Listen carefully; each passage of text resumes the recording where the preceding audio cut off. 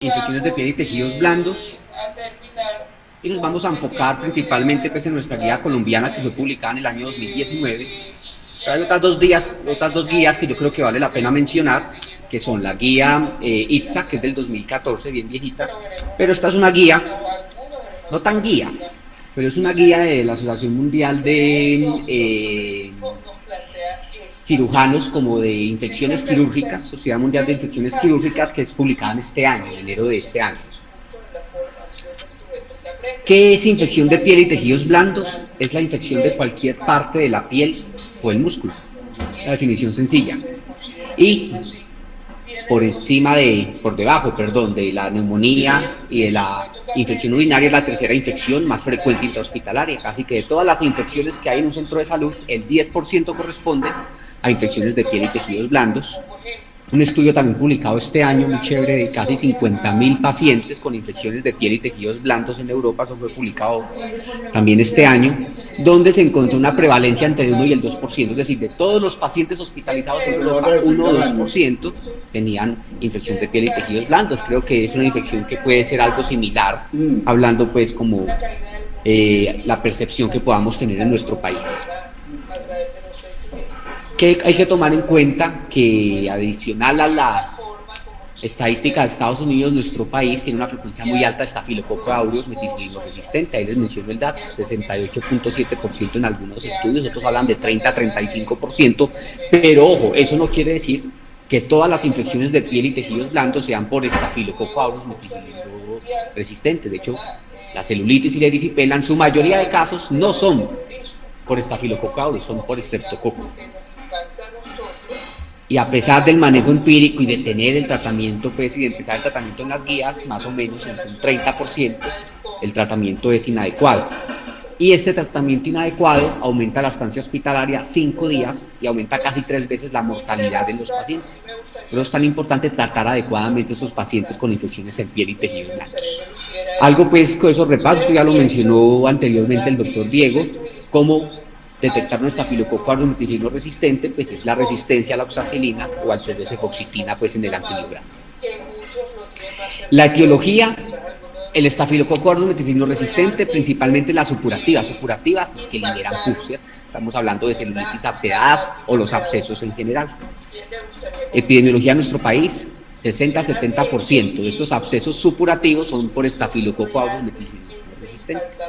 Mientras que las no penetrantes o las no supurativas, erisipela, celulitis, son generalmente por Streptococcus beta-hemolíticos, Streptococcus pyogenes. Por eso es que las tratamos con cefalosporinas de primera generación idealmente, porque en su mayoría son por Streptococcus y la resistencia al Streptococcus, la verdad, pues es muy baja afortunadamente en nuestra región. En Estados Unidos, a principios de este siglo, la mayoría de Staphylococcus aureus eran meticilino resistentes, la cepa USA 300, que vivían en la comunidad. Se ha encontrado en los últimos 5 años que ya se está logrando como combatir este Staphylococcus aureus meticilino resistente y la mayoría ya están siendo Staphylococcus aureus meticilino sensibles. No hay estudios en Colombia sobre si este proceso epidemiológico está cambiando al igual que en Estados Unidos, pero allá por lo menos está mejorando un poquito la situación en cuanto a la resistencia de Staphylococcus aureus. También hay etiologías polimicrobianas, como vamos a ver ahorita, son principalmente las que son penetrantes, las fascitis necrotizantes, las que son por presión profunda, son úlceras por presión, pie diabéticos grandes, generalmente. Son por polimicrobianas o las que aparecen en regiones de pronto como regiones anogenitales, rectales, son generalmente causadas por enterobacterias. Esto se traduce en los antibióticos que vamos a utilizar. Recuerden que siempre que nosotros vamos a empezar un antibiótico pensemos en germen, no pensemos en enfermedad, ¿cierto? Creo que la bacteria o las bacterias más probables son estas, por estos factores de riesgos, por esta localización de la infección, y ahí es donde viene el antibiótico. O sea, no podemos tener celulitis, que lo primero que se nos venga a la cabeza sea cefazolina, porque no todas se tratan con cefazolina, porque puede tener factores de riesgo para estafilococos, factores de riesgo para gram negativos. Entonces, ojo, que no todas, antibiótico no es sinónimo de enfermedad, antibiótico es sinónimo de germen por el que estemos pensando. Y hay que tener factores de riesgo también importantes, por ejemplo, personas que hacen infecciones asociadas a contacto con microorganismos de mar, ¿cierto? Entonces, o con comida de mar. Entonces, por ejemplo, ya pensamos en aeromonas, en virus bulíficos, que son por mordidas, la Pasteurella multocida, que es por mordidas de perros. Entonces, hay que pensar también en estos factores que nos hacen pensar en bacterias diferentes. ¿Cómo clasificamos la infección de piel y tejidos blandos? Esta es como la clasificación más antigua, que era en supurativa, no supurativa, su mismo nombre lo dice, ¿cierto? Supurativa con liberación de material purulento líquido, no supurativa, monolíquido. En el 2014, la ITSA nos da esta clasificación que es leve, moderada o severa. Leve, que el paciente puede tener su infección de piel y tejidos blandos, pero no luce enfermo, no hay signos de respuesta inflamatoria sistémica y el manejo es ambulatorio. Moderada, paciente luce enfermo, tiene su infección de piel y tejidos blandos, no hay signos de respuesta inflamatoria sistémica, pero tiene, digamos, factores que puede estar inmunosuprimido, puede tener unas redes sociales de apoyo inadecuadas que le garanticen adecuada adherencia al tratamiento y se debe empezar manejo hospitalario. O cuando ya hay signos de respuesta inflamatoria sistémica más infección de tejidos blandos, pues ya hablamos de una infección de tejidos blandos severas y el paciente efectivamente pues se ve muy enfermo.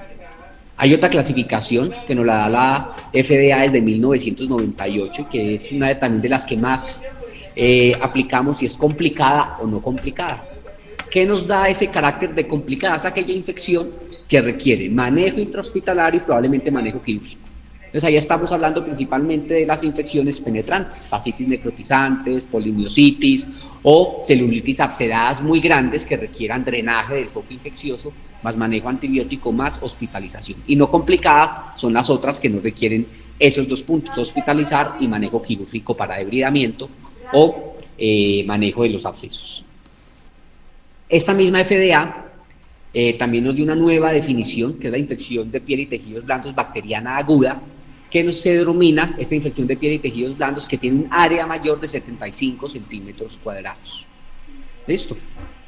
Estamos hablando de área, ¿cierto? Entonces, 7 por 8, 56. 10 por 8, 80. Ah, fue más de 10 por 8, entonces probablemente se trate de una infección bacteriana aguda de piel y tejidos blandos según la definición de la FDA. ¿Para qué nos dio la FDA esta definición? Sobre todo para estudios de investigación, para unificar los estudios de investigación y poder decir, este paciente tiene criterios de infección de piel de tejidos blandos aguda porque tiene más de 75 centímetros cuadrados. Para eso poder pues, dar buenos resultados homogéneos en los diferentes estudios. ¿A quién hospitalizamos con infección de piel y tejidos blandos? Obviamente todo paciente con SIRS más infección de piel de tejidos blandos, hospitalizar si están choqueados con los criterios de choque que todos conocemos obviamente. Cuando hay sospecha de infección necrotizante, ahorita les voy a mencionar cuándo sospechar una fascitis necrotizante, o cuando el paciente tiene infección de piel y tejidos blandos, pero otras comorbilidades que no están controladas. Por ejemplo, si yo tengo una infección de piel y tejidos blandos y el paciente tiene una falla cardíaca aguda, esa sobrecarga de volumen, digamos en miembros inferiores, por este edema intersticial va a disminuir el volumen de distribución de los antibióticos y el paciente no va a responder al antibiótico oral.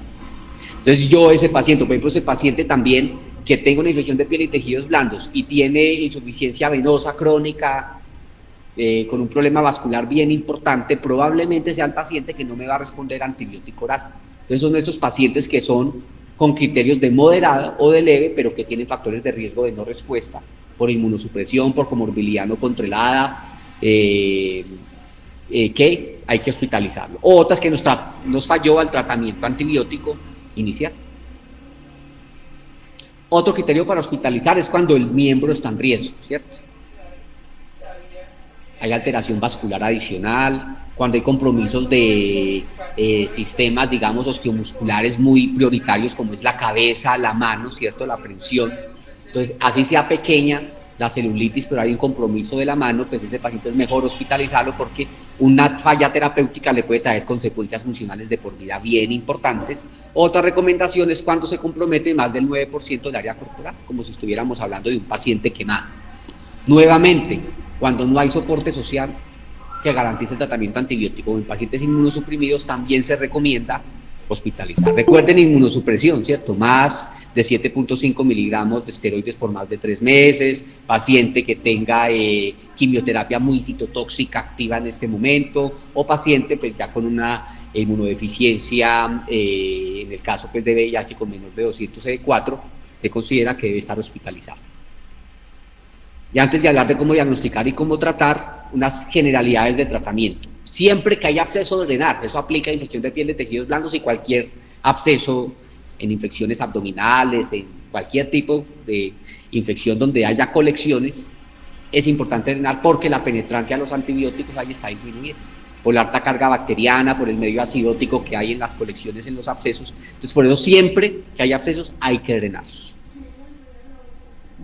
O el 80% de infecciones de piel y tejidos blandos se cura con un tratamiento inicial adecuado, tratamiento inicial que si es empírico lo mejoramos en un 48% de los casos, pero si es dirigido ya por un antibiograma, sobre todo en lesiones supurativas, que es cuando debemos tomar antibiograma, pues logramos el éxito del 80%. Siempre hay que tomar en cuenta la epidemiología local. Entonces, por ejemplo, acá las guías de infecciones de piel y tejidos blandos han tenido pequeñas variaciones en los últimos años. ¿Por qué? Porque hemos encontrado que los hallazgos microbiológicos y la resistencia bacteriana ha cambiado. En algunos casos más resistentes, en otros casos menos resistentes. De hecho, la última actualización, podemos nosotros tomar en cuenta los que llevamos más tiempo acá, de las infecciones intrahospitalarias, ha disminuido la resistencia y ya estamos utilizando empíricamente antibióticos de menos espectro porque hemos mejorado en ese aspecto de la resistencia bacteriana. Y ojo, no todo eritema que lleve varios días con calor y con rubor es infeccioso. Hasta un 20% de lo que nosotros consideramos celulitis erisipela no es celulitis erisipela infecciosa. Pueden ser otras causas no infecciosas. Entonces ahí hay que tener pues ese adecuado proceso diagnóstico para poder considerar si realmente no requiere el paciente antibiótico. Mencionamos estasis venosa. De todos los pacientes que ya tienen signo de la botella de champán, ¿cierto? Que obviamente síntomas posflevíticos crónicos que hacen eritema de vez en cuando, que hacen dolores fuertes, que hacen rubor y es un síndrome posflevítico. Probablemente no requiera manejo antibiótico, que sea una picadura, que sea una dermatitis de contacto, que sea una falla cardíaca que está generando ya ese edema, incluso eritema cuando los miembros inferiores están tan edematizados, que puede hacer sospechar que sea una celulitis. Entonces, ojo, que hasta un 20% no tienen origen infeccioso. Ahora sí, entrando un poquito en materia, vamos a hablar de las infecciones de piel y tejidos blandos según la clasificación, digamos, más antigua y la que nos recomienda la guía colombiana, que es entre supurativa, no supurativa. Entonces, en cuanto a los no supurativas, están las más chiquitas, ¿cierto? El impétigo casi que es la infección más superficial, la podemos ver, ¿cierto? Es una infección que tiene poca profundidad, que puede tener como una costra melicérica, algo pues de tejido amarillo. Y ojo que cuando damos antibiótico en impétigo, solamente cuando tenemos más de 5 lesiones impetiginosas. Con una sola no es necesario tratamiento antibiótico, ¿cierto? Algunas recomiendan manejo local, crema de sulfasalacina, mupirocina, pero solo manejo antibiótico oral cuando son más de 5 lesiones. Incluso la mayoría de estas autorresuelven sin necesidad de colocar manejo antibiótico. El ectima, como pueden ustedes ver en esta gráfica, son ya lesiones más profundas. En este caso, así sea una lesión, pero si es tan profundo, generalmente son muy dolorosas por su compromiso profundo. El antibiótico debe ser durante 5 días. Y vean acá el manejo antibiótico sugerido. Como pueden ver ustedes, estas lesiones se pueden convertir en lesiones supurativas. Entonces, la recomendación es tratar Staphylococcus aureus meticilino resistente. Por eso, se recomienda trimetopril sulfa como una estrategia empírica que nos sirve para tratar Staphylococcus aureus meticilino resistente. Ya hablando de celulitis y erisipela, que son las que más comúnmente vemos en el manejo intrahospitalario, vean ustedes la etiología, principalmente es el estreptococo beta miolítico, y como segundo lugar, el Staphylococcus aureus meticilino sensible. Estos son epidemiologías a nivel mundial. Por eso es que utilizamos antibióticos de baja potencia o de bajo espectro, por decirlo así, porque la etiología es el estreptococo beta hemolítico. Entonces, en los casos leves o ambulatorios, los que no vamos a hospitalizar, cefalexina, moxacilina, clavulanato, pero en los casos ya que requieren hospitalización, con cefazolina, ampicilina, sulbactam me sirve, porque me puede descubrir Staphylococcus aureus meticilino sensible, pero también el Streptococcus pyogenes, o la clindamicina si el paciente tiene algún factor de riesgo para Staphylococcus aureus meticilino resistente o no responde a la terapia inicial con cefazolina, que es lo que nos dice nuestra guía institucional. Tratémoslo con cefazolina.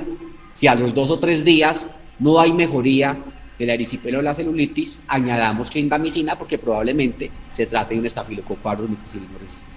Pero la mayoría de los casos, estamos hablando de 80-90% de los casos de celulitis y erisipela, son por estreptococo piógenes y deben responder a la cefazolina. Volvemos a lo mismo, ¿cierto? No toda celulitis es infecciosa.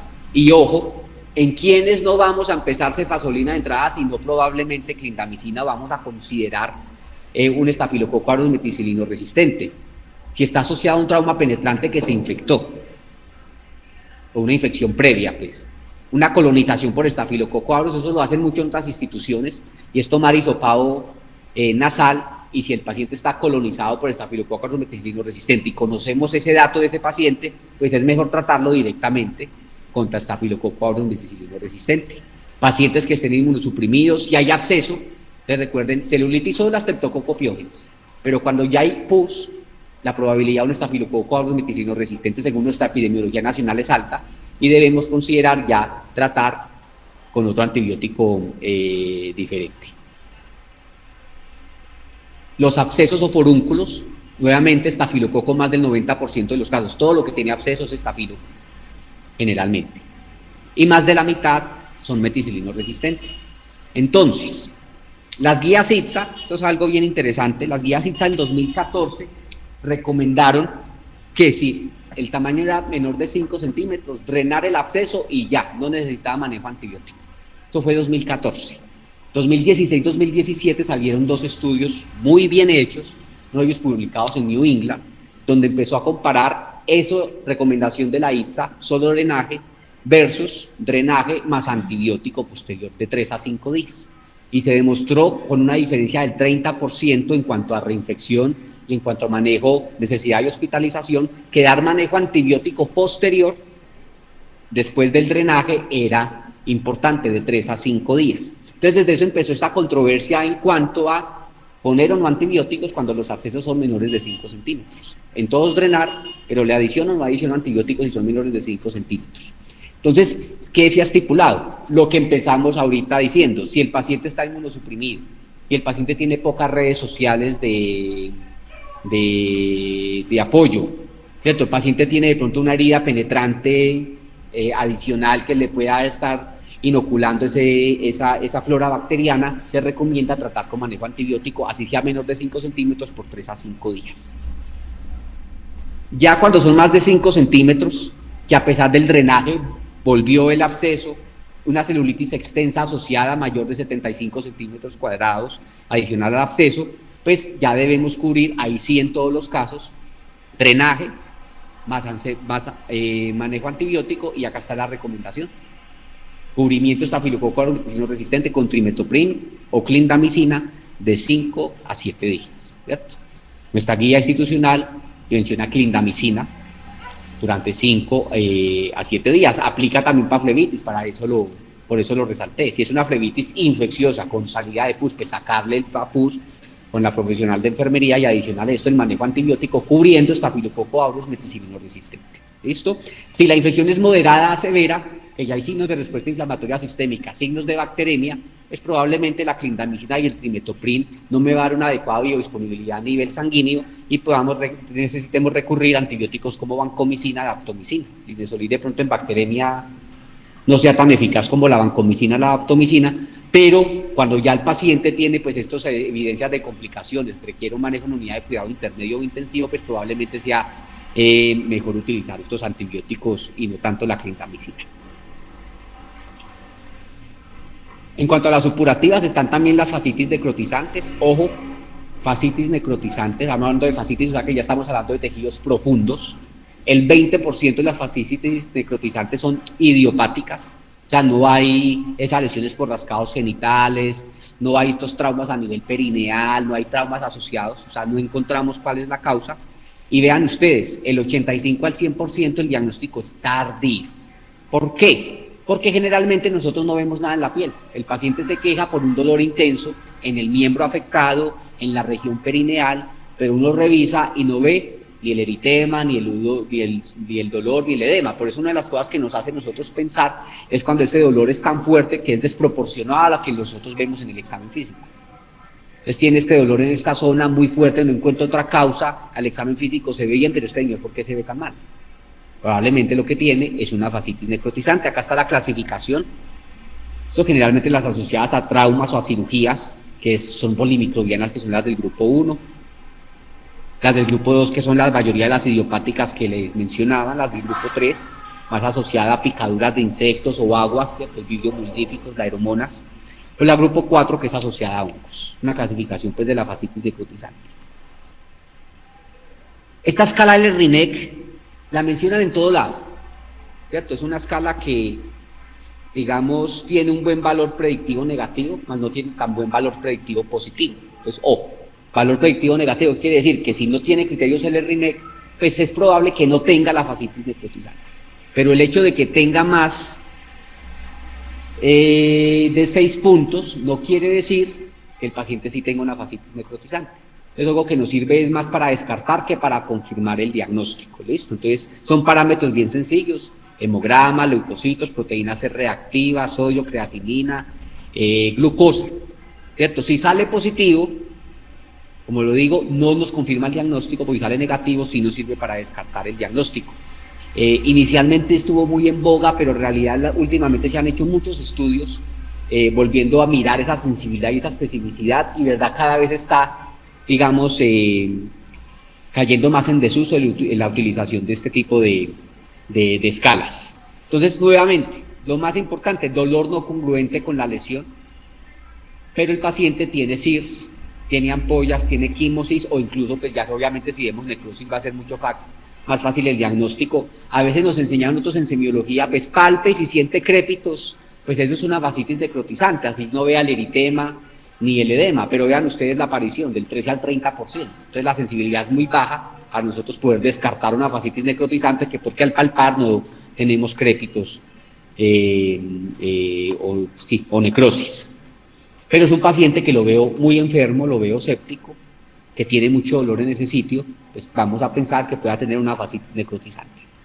¿Listo? ¿Qué otras cosas tienen alto valor predictivo negativo aparte de la escala del RINEC? La ausencia de leucocitosis o la PCR que no esté alta, ¿cierto? Que son infecciones generalmente que sí generan mucha respuesta inflamatoria paraclínica.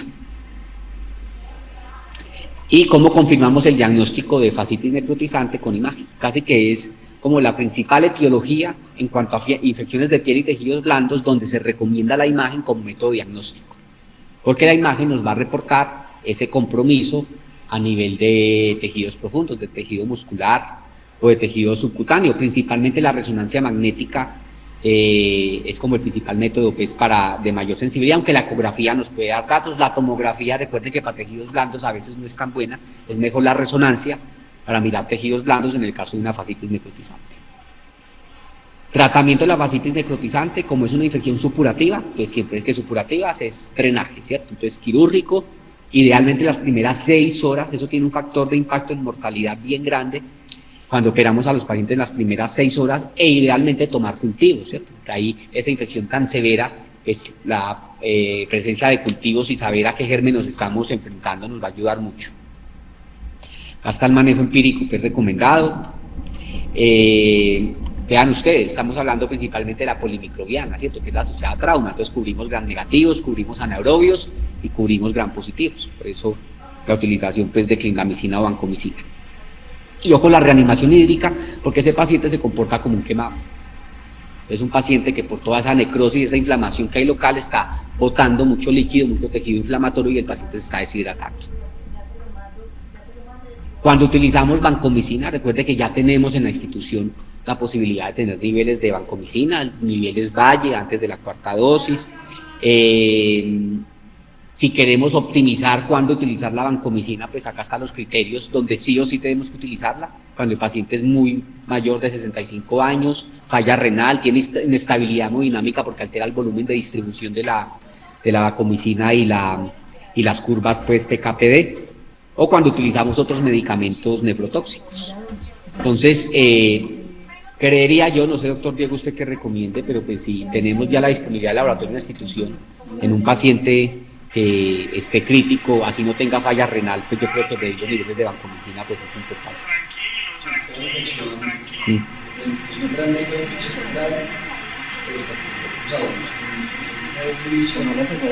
Casi que todas las infecciones, incluyendo las infecciones osteoarticulares como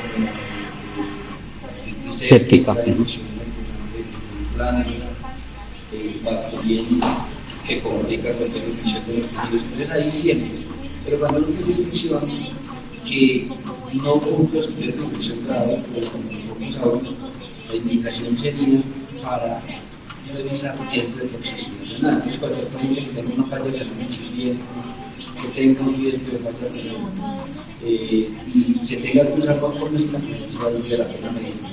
Ahora, si ese paciente tiene riesgo de producción de falla renal, hay muy buenas alternativas para evitar la vacunación. Nosotros la usamos mucho, pues mucho no, nosotros casi no usamos antibióticos para los positivos en la institución. Pero cuando tenemos que usar, casi siempre usamos vancomicina. El consumo lógico de nimesulida, vancomicina, ceftaroline espíritu, indica pues que la manejamos bien. Entonces nos ayudamos con el nivel de espacio. Porque para los que están conectados, pues Diego menciona que si el paciente pues está crítico, inestable y es una infección por estafilococo aureus, es muy importante pues realizar la medición Valle de los niveles de vancomicina, pero si no está crítico, pero tiene riesgo de nefrotoxicidad o tiene falla renal, pues ahí sí es importante así las infecciones estén leves. Que afortunadamente en la institución poco se utiliza vancomicina o manejos pues de antibióticos de amplio espectro para gram positivos, pero que si el paciente tiene falla renal hay otras alternativas pues más menos tóxicas para el riñón en el caso de ser necesario. Otra de las infecciones profundas o supurativas es la piomiositis. No es tan común. La mayoría, como todas las supurativas, vuelvo y repito, son por estafilococo aureus y vamos a sospechar en este paciente que tiene un trauma penetrante, una herida por arma blanca en miembros inferiores generalmente y que el paciente esté inmunosuprimido. Aquí ven ustedes los estadios de la piomiositis y el diagnóstico, como es tan profundo en el músculo, pues ahí sí o sí se requiere la sospecha clínica, ¿cierto? Paciente con SIRS, con antecedente de trauma penetrante, que no tenga pues signos en piel de infección de piel o tejidos blandos, donde en la imagen vamos a encontrar pues esa aparición de material purulento e inflamatorio dentro del músculo. Volvemos nuevamente, la imagen es el diagnóstico de lesión y el tratamiento, como toda lesión supurativa, vuelvo y repito, drenaje y el manejo, como es estafilococo aureus, y estamos en un país donde cada vez está creciendo más el estafilococo aureus meticilino resistente, es con vancomicina o linezolid, y como es una infección tan profunda, mínimo debe ser 2 semanas de manejo.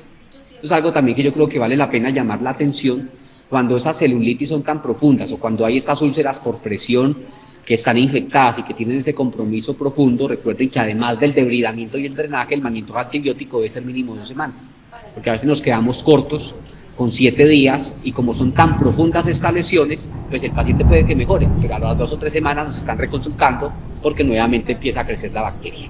Que si son superficiales solo en piel, 5 a 7 días es suficiente, pero cuando ya hay ese compromiso profundo, debemos ser por lo menos 14 días de manejo antibiótico. Más, vuelvo y repito, drenaje, debridamiento en todos los casos. Quise traer esta estrategia porque cada vez vemos más esos pacientes que nos consultan por la celulitis y esos pacientes que cada vez si tratamos mejora, a los 2 o 3 meses nuevamente. Entonces hay que mirar varias cosas. Primero, ¿cuál es la razón?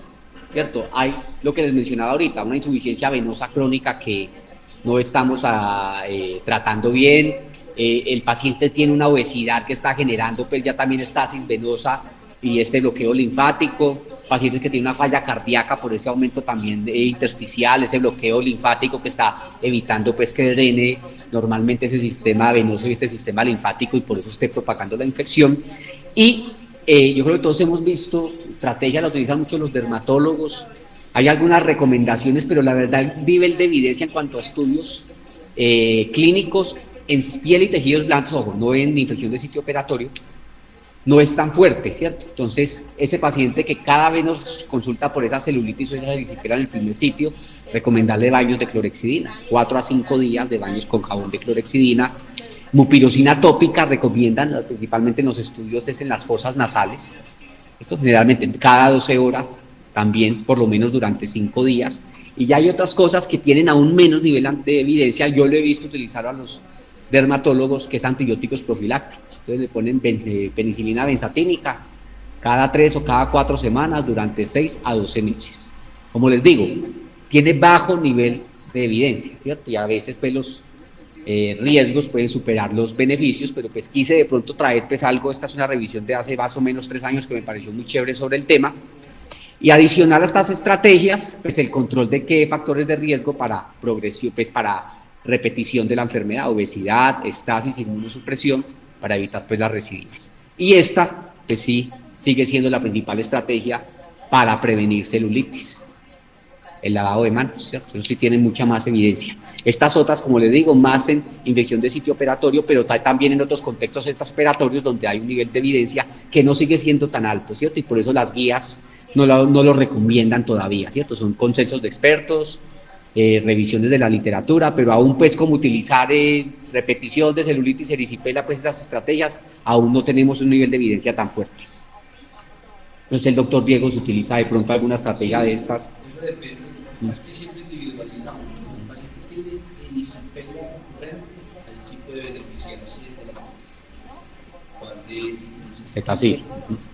Pero cuando es celulitis loco, que son fundamentalmente estafilococos, y ahí lo que hay que tratar de hacer es un enfoque multifactorial. Hay un estudio en línea que es tal vez el único de gran peso en términos de praxis de colonización, que sí mostró un tipo de reducción en la recurrencia de las infecciones. Estoy hablando de un estudio como cerca del 2018. Y son esquemas, hay todo tipo de esquemas. Ese esquema lo que procuró fue darle pirocina y baño con clorexidina una semana al mes, por meses consecutivos, como por 6 meses consecutivos en el paciente. Eso logra reducir las infecciones, y es lo que yo más hago en términos generales. ¿Dónde hay que hacer énfasis al paciente en evitar los antibióticos?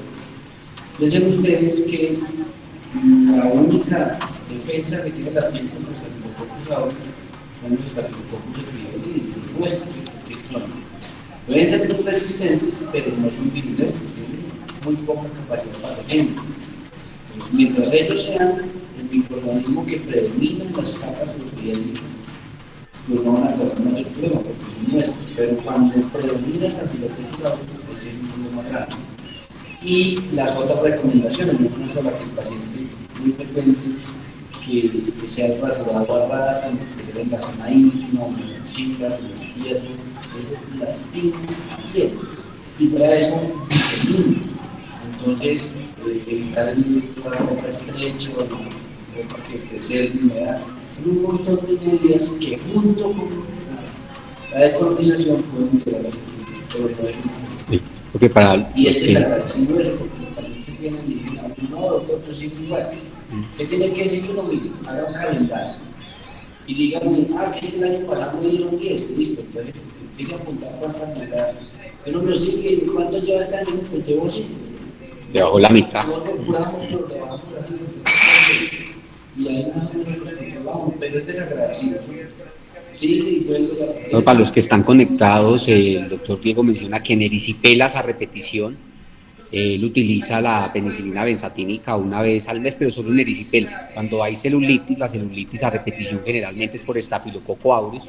Ahí la penicilina benzatínica pues no tiene efecto para estafilococo, y que hay un estudio en el 2018, pues, que es como el único grandecito que se ha publicado, que es esquemas de una semana con baños de clorexidina y mupirocina en fosas nasales, ciclos repetidos de una semana durante una vez al mes, una semana por varios meses, y que puede demostrar pues alguna mejoría, pero pues que la verdad a veces es muy desagradecido pues la respuesta, y que más bien son estrategias como evitar el rasurado, la ropa estrecha, que esté generando pues esa ruptura de la capa epidérmica, que por ahí se esté adentrando pues el estafilococo aureus.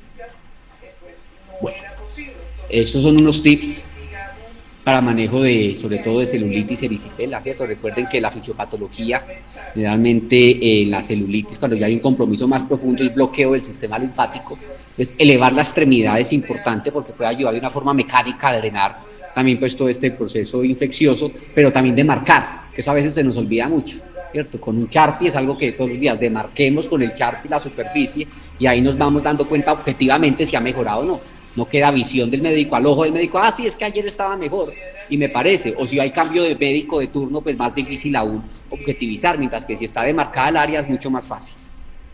Ojo con los que puedan tener gram negativos, porque cuando hay sospecha de gram negativos, ni la cefazolina ni la clindamicina nos va a servir, vamos a tener que utilizar antibióticos contra gram negativos, generalmente que es cuando hay relación de la celulitis o la erisipela con tracto geniturinario o intestinal o perineal, o si el paciente está inmunosuprimido, cuando hay úlceras por presión, cuando estas úlceras son más de 5 centímetros, la posibilidad de gram negativos es mayor, cuando hay infección necrotizante o profunda, también la posibilidad de gram negativos es mayor, o cuando hay exposición a comida de mar o a mar pues por un paseo de agua de río que nos haga pensar en vibrios o en aeromonas. Entonces en esos casos pues vamos a utilizar cubrimiento gram negativo. ¿Cuándo hacer Suiza manejo oral? Cuando ya tenemos un manejo antimicrobiano ya definido, ya tenemos cultivos, sabemos cuál es el germen, cuando hay mejoría de los signos de respuesta inflamatoria sistémica, que mejoró por lo menos un 20% la lesión en cuanto a tamaño de la lesión, ausencia pues de CIRS, y estos son estudios que sí se han hecho en celulitis y en erisipela en manejo y hospitalización en casa. El éxito es del 87%. Obviamente los reingresos están por el 6%. Podemos ver en urgencias, de hecho lo hacen mucho acá, pacientes con celulitis y erisipela no los están hospitalizando, así sean grandes, ¿cierto? Tienen criterios moderados o incluso severos, pero podemos tener un seguimiento en hospitalización en casa con manejo antibiótico intravenoso según el protocolo institucional, obviamente. Entonces, miremos la tarea.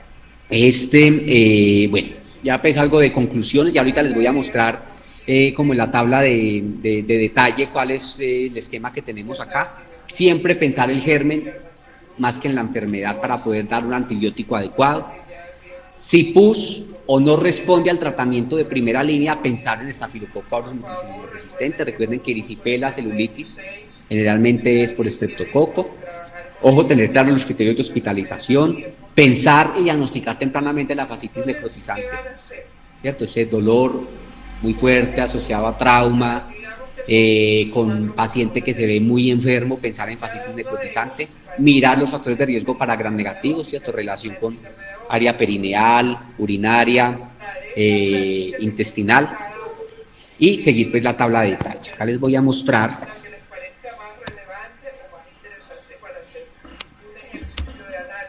abro por acá. Acá tengo estas 4 grafiquitas que les tomé foto para mirar cómo el protocolo institucional realmente pues, se adapta a lo que acabamos de ver, ¿cierto? Entonces acá mencionan gangrena de Fournier, ¿cierto? Entonces es una fascitis necrotizante polimicrobiana porque es generalmente asociada a un trauma a nivel perineal.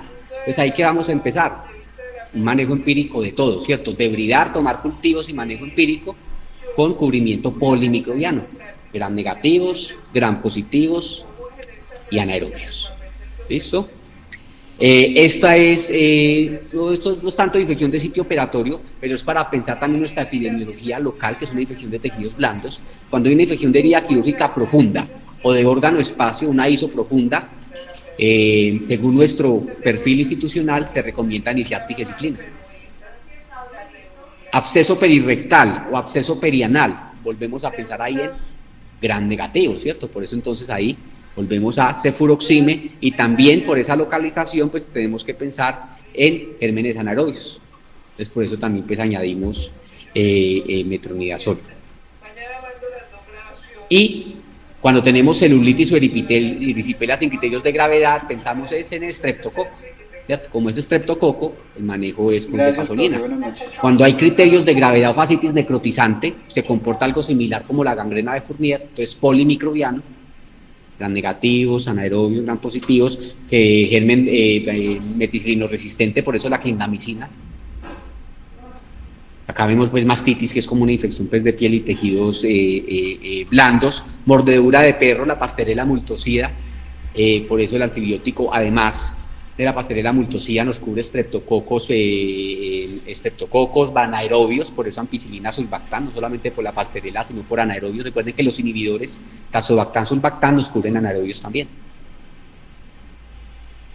Pie diabéticos menores de 2 centímetros, pensamos principalmente en gram positivos, pero cuando ya los pies diabéticos o las úlceras por presión son muy grandes, ya se recomienda cubrimiento con gram negativos, por eso piperacilina, tazobactam, ¿cierto? Ahí está el límite pues de tamaño. Y ojo, siempre que hay esas infecciones profundas o con colecciones, debridar y manejo antibiótico. Siempre adicional al manejo antibiótico hay que debridar y drenar el material purulento. Obviamente, abscesos de origen cervical o dectario, volvemos con anaerobios por la cavidad dental. Entonces, por eso, aparte de gram positivos, los estreptococos que hay en la boca, también anaerobios, y por eso el sulbactam, porque nos sirve también para cubrimiento para anaerobios. Volvemos a lo mismo, más que la infección, pensar es en el germen que está causando la infección. Por eso esa variedad de elección de antibióticos dependiendo del sitio, ¿cierto? Por los gérmenes que pueden estar produciendo la lesión. Listo, todo eso está pues en la tabla de detalle. Vean ustedes cómo desde manejo profundo, el manejo, digamos, de una fascitis necrotizante, bueno, acá son 14 días, les decía, mínimo 14 días. Cuando hay pie diabético o úlceras por presión muy profundas, 14 días, no quedarnos con 7 días, y esta recomendación es muy válida, ¿cierto? Porque a veces nosotros macroscópicamente decimos, ay, no vemos hueso, y como no vemos hueso no tiene osteomielitis, pero muy probablemente en las infecciones tan profundas hay compromiso del hueso y requeramos hacer una resonancia